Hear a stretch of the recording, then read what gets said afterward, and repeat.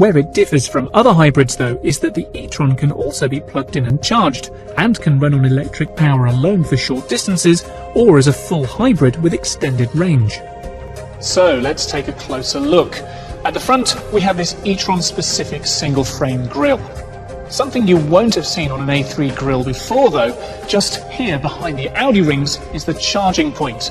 You just plug in the cable to charge it. And the e-tron comes with both public and domestic charging cables. It can take around 2 hours to charge the battery when plugged in, or you can charge it while driving. And in electric only mode, it can drive up to 31 miles, which is perfect for the daily commute with a top speed of 80 miles an hour. Add in the TFSI engine and the vehicle has a total maximum range of 584 miles and a top speed in excess of 130 miles an hour. Offsetting the grille are these all-LED headlights which come as standard. The e-tron also has a specially designed front bumper with 2 accents on the cover of the air intakes here.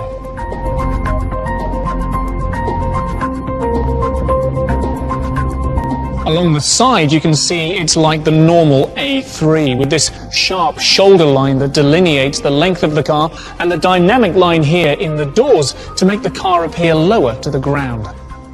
It also has these sports side sills, which really add to the dynamic appearance of the car. Open the rear door and you can see that the e-tron will seat 3 adults in the back easily.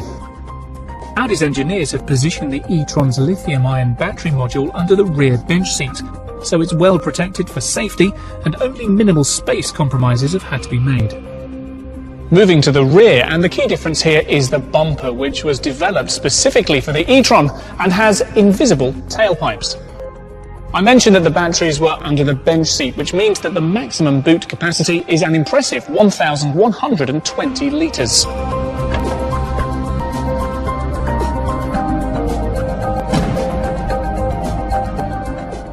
On the inside, the e-tron differs only slightly from the usual A3. The first difference is the energy flow screen that helps you manage the battery range and enables you to adjust your driving style accordingly. The instrument cluster shows the power meter and the status of the total system power, drive and battery charge state.